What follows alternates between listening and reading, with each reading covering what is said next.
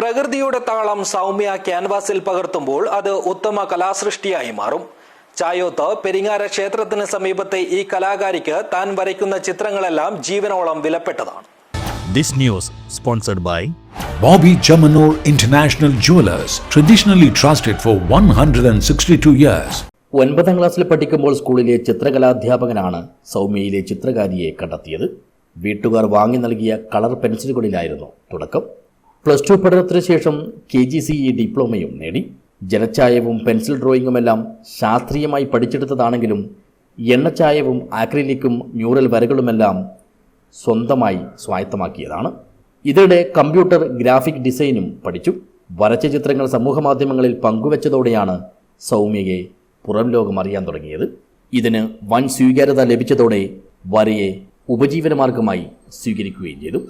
ചിത്രകലാകാരന്മാരുടെ സംസ്ഥാന കൂട്ടായ്മയായ ചിത്രകാർ കേരളയിലെ അംഗമാണ് സൗമ്യ. ചിത്രം വരയിൽ തൻ്റേതായ ശൈലിയുമായാണ് സൗമ്യയുടെ പ്രയാണം. പച്ചയും കടും നിറങ്ങളോടുമുള്ള ഇഷ്ടം ലാൻഡ്സ്കേപ്പ് രചനകളിൽ നിറഞ്ഞു കാണാം. കേരള ലളിതകലാ അക്കാദമിയുടെ കാഞ്ഞങ്ങാട് പയ്യന്നൂർ ആർട്ട് ഗ്യാലറികളിലും തൃശ്ശൂരിലെ ചോല ആർട്ട് ഗ്യാലറിയിലും സൗമ്യ തന്റെ ചിത്രങ്ങൾ പ്രദർശിപ്പിച്ചിട്ടുണ്ട്. 2022 ലളിതകലാ അക്കാദമി സംഘടിപ്പിച്ച ആർട്ട് അറ്റ് ഹോം ക്യാമ്പിൽ ചിത്രങ്ങൾ വരച്ചു നൽകാനും ഈ കലാകാരിക്ക് അവസരം ലഭിച്ചു.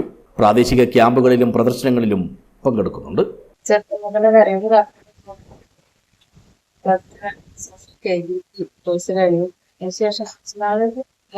മാറി നിന്ന് ഇപ്പം 10 വർഷമായിട്ട് ചിത്രകല സജീവമായിട്ട് ഉണ്ട്. പഠിച്ചതാണ്